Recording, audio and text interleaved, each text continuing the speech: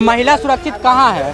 यहाँ पे हाथरस वाले कांड हुए, उन्नाव वाले कांड हुए, क्या महिला सुरक्षित है? हाँ, सुरक्षित है। एक कांड हो, एक दो काम तो हो सकता है। की भावना से काम होगा।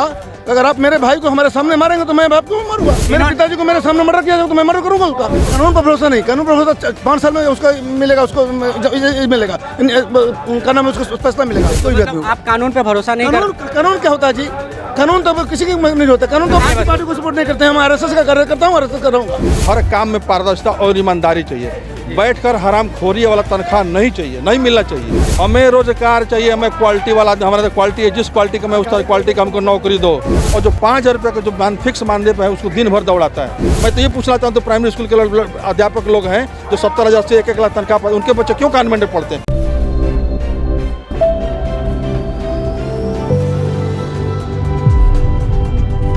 नमस्कार, मैं आदित्य आदर्श और आप देख रहे हैं न्यूज़ फॉर टुडे। अभी मैं यूपी के बलिया डिस्ट्रिक्ट में हूँ और यहाँ पे आप देख सकते हैं आज मैं आपको बता दूँ कि आज महीना का आखिरी दिन 28 फरवरी है और यहाँ पे देख सकते हैं बीजेपी का जनसभा यहाँ पे उमड़ा हुआ है, क्योंकि आज देश के प्रधानमंत्री आने वाले हैं।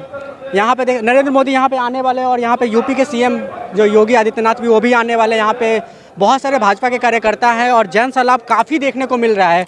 भीड़ एकदम बहुत ज़्यादा ही भीड़ है यहाँ पे। उन सभी कुछ कार्यकर्ताओं से बातें करेंगे और जानेंगे कि क्या इस जनसभा से यहाँ पे क्या प्रभाव पड़ने वाला है। तो आइए उनसे बातें करते हैं। तो यहाँ पे कुछ कार्यकर्ता हैं भाजपा के, उनसे बातें करते हैं और जानते हैं कि ये जो जन सैलाब से क्या प्रभाव पड़ने वाला है। सबसे पहले तो आप अपना नाम बताइए। मेरा नाम करण कुमार सिंह है जी। यहाँ पे इतना सारा जन सैलाब उमड़ा है, देश के प्रधानमंत्री नरेंद्र मोदी आ रहे हैं, तो क्या लगता है इससे क्या प्रभाव पड़ेगा यहाँ पे बलिया के लोगों पे?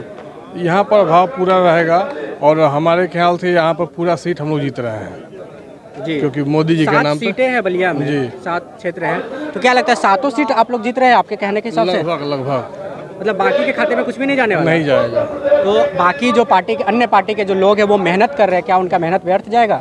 अब इनका विकास लोग देख ही रहे हैं, ये विकास ही की इतना भीड़ है जी। जितना इस सरकार में विकास हुआ है, कोई सरकार विकास नहीं किया है। आज देख रहे हैं कोई महिला भी अपने आप को सोची समझ रही है। विकास की बात किए हैं तो कुछ 5 विकास गिनवा दीजिए जो बीते 5 वर्षों में हुआ है। पहले तो देख लीजिए, सभी किसानों को पेंशन मिल रहा है, राशन फ्री मिल रहा है। राशन तो अन्य सरकार में भी फ्री मिलता था ना, कहाँ मिल रहा था, कहाँ मिल रहा था? लोगों का कहना है कि अदर जो दूसरे सरकार थे उसमें भी राशन मिलता था। ये सरकार ने क्या किया है? जनता का मूड देख राशन लीजिए। 2 बार जनता दे रही है राशन 2 बार दे रही है, 1 बार फ्री दे रही है। जी भैया आप इधर आ जाइए। आप इधर आ जाइए। आपने बात किया महिला सुरक्षित की जी, तो महिला सुरक्षित कहाँ है?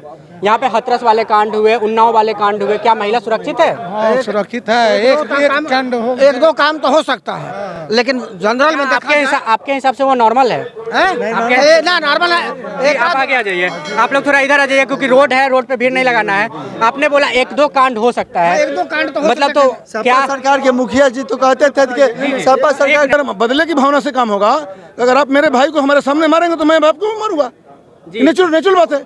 हमारे पिताजी को मेरे सामने मर्डर किया जाए तो मैं मर्डर करूंगा उसका। हम छोड़ेंगे नहीं इसको। यहाँ के कानून व्यवस्था जो सही नहीं है? कानून व्यवस्था अपने हाथ में जब कानून, कानून क्या हम करेंगे? जब आपने खुद अपने हाथ में कानून लिया तो कानून पे भरोसा नहीं है आपको? कानून पर भरोसा नहीं, कानून पर भरोसा 5 साल में उसका मिलेगा, उसको मिलेगा, क्या नाम है, उसको फैसला मिलेगा। जब हमारे पिताजी को मेरे सामने कोई मारेगा तो मैं उसको छोड़ूंगा नहीं, चाहे कोई भी आदमी। आप कानून पे भरोसा नहीं कर? कानून क्या होता है जी? कानून तो किसी की नहीं होता। कानून तो आप किस पार्टी को सपोर्ट करते हैं? किसी पार्टी को सपोर्ट नहीं करते हैं। हम RSS का कार्य करता हूँ, RSS कर रहा हूँ। RSS तो बोलते हैं कि अपने नियम में कायदे कानून से चलता है। बस उससे बात नहीं होती, ये सब बात नहीं होती है कि मतलब क्या होता नहीं, मतलब नियम को फॉलो अप नहीं करते हैं। नियम को फॉलो। आप बताइए मेरे को, आपके पिताजी को आपके सामने कोई मर्डर करेगा तो क्या करेंगे आप? हाँ, कानून पे भरोसा करते हैं। कानून पे क्या भरोसा करेंगे? कानून क्या करेगा? मेरे पिताजी को वापस करेगा? अच्छा ठीक है, आपकी अपनी राय हो गई। दूसरी बात कर रहे हैं कि गांधी विचारधारा पर चलने के लिए आपको कोई आकर एक तबराक मारेंगे तो क्या दूसरे तबराक दे देंगे कि नाथुराम गोडसे बनेंगे कि तुरंत आप वहाँ? योगी जी बोलते हैं कि हमारा उत्तर प्रदेश का कानून व्यवस्था बहुत अच्छा है, तो क्या कानून व्यवस्था पे आप भरोसा करते हैं? 1 नंबर कानून।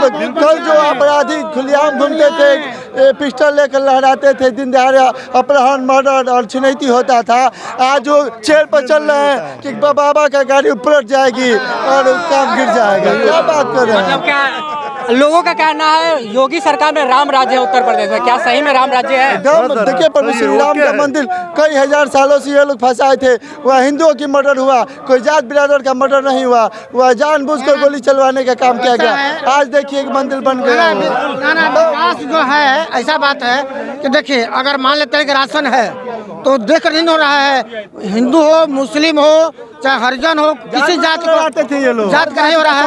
अच्छा, कास्ट में आज हमसे ये बताइए, आज भी 5 सालों में एक दंगा हुआ, जानबूझकर वोट के राजनीति के लिए ये लोग लड़ाते हैं, हिंदू मुस्लिम लड़ाते हैं। अच्छा, आपने बोला कि भाजपा में मंदिर बना, तो क्या मंदिर बनने से विकास हो जाएगा? काहे नहीं हो जाएगा? ये बताइए, वहाँ 19 का वहाँ बिजनेस होगा, वहाँ होटल बनेंगे। क्या लगता है मोदी जी जो आ रहे हैं, योगी जी आ रहे हैं, इससे बलिया के लोगों पर प्रभाव पड़ेगा? बहुत बेहतर प्रभाव पड़ेगा। ये शांति और सुरक्षा पर सब लोग मतदान करने आए हैं, उनकी बात सुन रहे हैं। जो भी राशन की उनके व्यवस्था थी ये लॉकडाउन में, जो भी हमारे योगी जी निरंतर, कोई भी हिंदुस्तान का नेता ऐसा नहीं था, सब लोग अपने घर में घुसे थे। एक योगी जी थे कि एकदम फ्रंट लाइन पर थे, कोई ऐसा नेता नहीं था भारत का, एक योगी जी थे और मोदी जी थे कि फ्रंट लाइन पर सारे जनता का सेवा कर रहे थे। क्या पूरे उत्तर प्रदेश में विकास हुआ है? पूरे उत्तर प्रदेश में विकास हुआ मैं आपको बता दूं कि मैं 2 महीना से उत्तर प्रदेश में हूं। उत्तर प्रदेश के हर क्षेत्र में लगभग गया हूं। बुंदेलखंड का क्षेत्र है जहां पे 19 विधानसभा है, वहां पे गया तो चलने का रोड भी नहीं है गाँव में।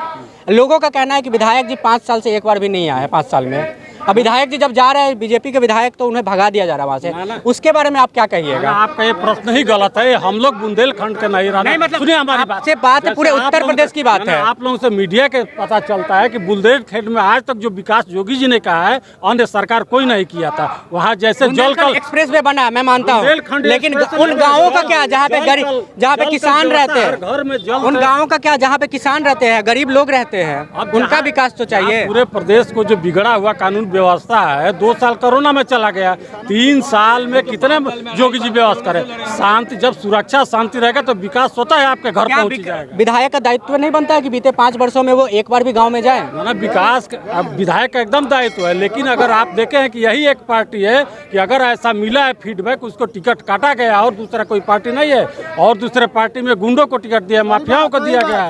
यहाँ सारे लोगों को टिकट काट करके और स्वच्छ छवि के लोगों को मैदान में उतारा गया, जिसे जनता से फिर भरोसा लेने के लिए। जी, आप पेशे से वकील हैं जी, तो आप क्या अपना राय रखना चाहते हैं? क्या बीजेपी को आना फिर से चाहिए? एकदम जरूरी है हिंदुत्व के लिए, कार्य इधर आ जाइएगा जी। पहली बात ये कि हिंदुत्व के लिए भी बीजेपी की जरूरी है, और कार्य में इतनी पारदर्शिता है इस सरकार में कि कहीं किसी भर्तियों में जो है पैसा नहीं लिया गया। कोई भी आप कार्य देख लीजिए, इस सरकार का एकदम स्वतंत्र और स्वच्छ कार्य हुआ है। वो निर्विवाद रूप से जो है कोई उस पर कमेंट करने लायक नहीं है।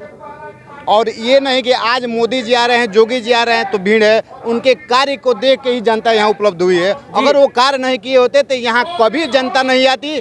किसी भी सरकार के आपसे एक सवाल है, क्या आप सरकारी नौकरी में हैं या प्राइवेट है? सरकारी नौकरी तो जी नहीं है।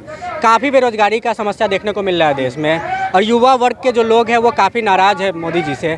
इस पे आप क्या कहना चाहते हैं? आपके पास कोई अगर आंकड़ा हो कि सरकार में भर्ती नहीं हुई, आप मीडिया से जुड़े हुए व्यक्ति हैं तो बताइए किस क्षेत्र में भर्ती नहीं हुई है। बिहार यूपी की ही बात कर लेते तो कुछ दिन पहले यहाँ पे आंदोलन हुआ था, ट्रेनों को जला दिया गया था।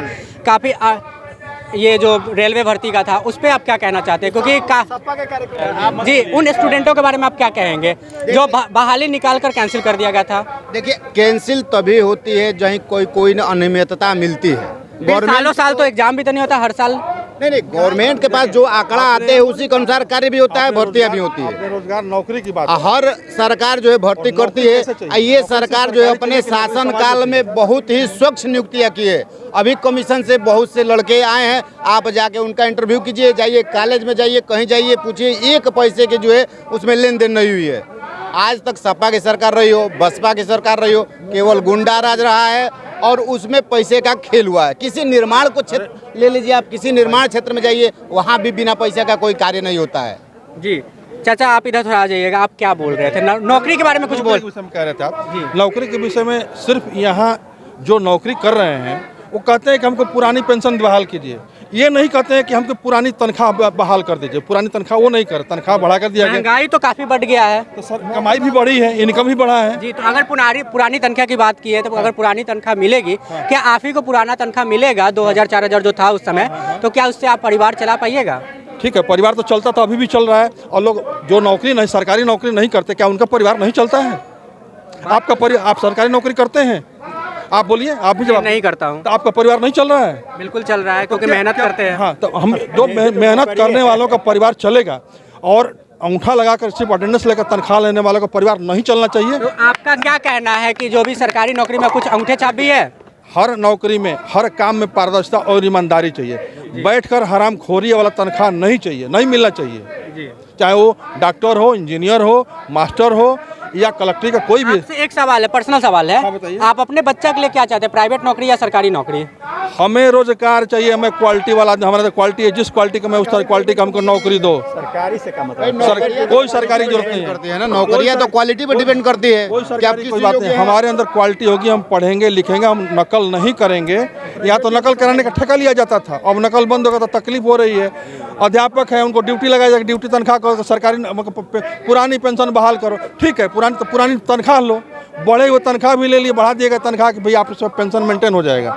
तो वो बड़ी तनख्वाह वापस कर दीजिए, जितना लिए 20 साल तक, 30 साल तक लिए वापस कर दीजिए। आप कोई पैसा जमा हो जाएगा बैंक में, आप पेंशन लीजिए, कोई दिक्कत नहीं है। जी।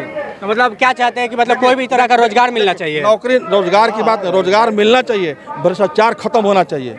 वो क्या लगता है भ्रष्टाचार खत्म हो पाएगा देश से? धीरे धीरे हो रहा है। आप बताइए, इनकम टैक्स में, मैं इनकम टैक्स का प्रैक्टिशनर, मैं पेशे से एडवोकेट हूँ, और आज आप ऑनलाइन हो गया, फेसलेस। आपको कोई प्रॉब्लम, कोई नोटिस आती, घर बैठे आप जवाब दीजिए, घर बैठे आपका असेसमेंट होता है, जो सही पेपर देते हैं। तो आप यहाँ बलिया में बैठे हैं, आपका चेन्नई का इनकम टैक्स अफसर आपको असेसमेंट करेगा और गलत नहीं कर सकता, गलत तो उसकी जवाबदारी तय है।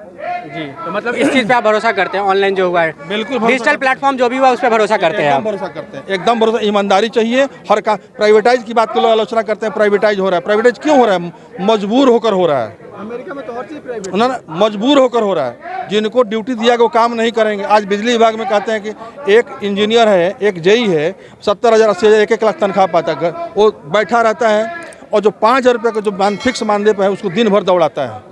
अपने नहीं दौड़, उसको तुम भी दौड़ो, तुम्हारा कुछ पार्ट है ना दौड़ने का, तुम्हारा भी कुछ पार्ट है दौड़ने का, कम करने का कुछ नहीं। वो फोन से मैं आ रहा हूँ, आप ये करो, आप वो करो। और जितने भी गलत काम हैं, जिनको नौकरी की गारंटी है, वही काम करा रहे हैं। मतलब आप सिंपली कहना चाहते हैं कि भ्रष्टाचार देश से खत्म होना चाहिए? खत्म होना चाहिए, गारंटेड खत्म होना चाहिए। भ्रष्टाचार नहीं खत्म हो तो लोग सुखी नहीं रहेंगे। भाई साहब, बहुत लोग कह रहे हैं कि उत्तर प्रदेश का विकास नहीं हुआ है। अगर उत्तर प्रदेश का विकास नहीं हुआ होता तो पिछली सपा के शासन में या बसपा के शासन में 16वां 17वां 20वां स्थान पर उत्तर प्रदेश का विकास था। आज दूसरा स्थान पर क्यों है?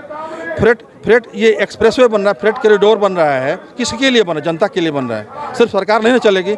आज उत्तर प्रदेश ऑल इंडिया में दूसरे स्थान पर है। हम इसी सरकार को चुनकर लाना चाहते हैं कि हमारा यूपी का विकास। आपके हिसाब से पहले स्थान पर कौन है? पहला स्थान पे तो केरल है। केरल है, तो आज दूसरा स्थान पे है ना, दूसरा स्थान पे केरल है। पहला स्थान पे आएगा इसकी इंडस्ट्रियलाइजेशन, इसकी पढ़ाई लिखाई, इसकी औद्योगिक, टैक्स आएगा, रक्षा उद्योग बड़े बड़े लग रहे हैं, उसको जीएसटी मिलेगा, तो ये पैसा उत्तर प्रदेश को मिलेगा, तो उत्तर प्रदेश में खर्च हो तो उत्तर प्रदेश के लोगों का विकास होगा। अगर एजुकेशन रेट की बात करें तो उत्तर प्रदेश में काफ़ी कम है। काफ़ी कम है, लेकिन धीरे धीरे बढ़ रहा है, बहुत बढ़ा है, बहुत बड़ा। और क्वालिटी एजुकेशन होना चाहिए, और हो रहा है, और वो होगा। इसीलिए तो जो अध्यापक हैं कह रहे हैं कि हम जहाँ ड्यूटी करना पड़ रहा है, जो घर बैठ के तनख्वाह लेते हैं, ड्यूटी देना पड़ रहा है, तो नाराज़ हो जा रहे हैं। भाई आप सैलरी लेते हैं तो काम भी सरकार को दीजिए। वो काम सरकार की नौकरी कर रहे, लेकिन वो सुविधा, वो वर्क आप समाज के लिए कर रहे हैं, समाज को शिक्षित कर रहे हैं, बच्चों को, अपने घर के बच्चों को भी शिक्षित कर रहे हैं।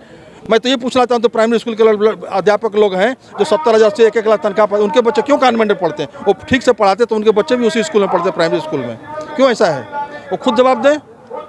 जो कह रहे हैं कि स्कूल के मास्टर के हम यहाँ नहीं, उनके मास्टर खुद कॉन्वेंट में नहीं पढ़ते। जी, तो आपके हिसाब से कहना है कि जो बच्चे कॉन्वेंट में पढ़ रहे हैं वो उनको क्वालिटी एजुकेशन मिल रहा है, तो फिर तो सरकारी स्कूल के जो एजुकेशन वो काफ़ी गिरा हुआ है, स्तर पे है। बिल्कुल गिरा हुआ, तो उसको वही तो जोगी मोदी सुधार रहा है, वही तो टाइट किया है, तो इन लोग डो रहे हैं। वही तो टाइट किया कि भाई शिक्षा का स्तर गिरा दिया गया पिछले 15 सालों में। ये 5 साल में टाइट किया है कि भाई शिक्षा स्तर अच्छा से करो, पढ़ाओ, पैसा लेते हो तो पढ़ाओ, शिक्षा दो। हम तुमको सैलरी देते हैं तो हमको, हमारे समाज को सेवा दो, बच्चों को पढ़ाओ। ये आपका ड्यूटी है। जी बहुत बहुत धन्यवाद आपका।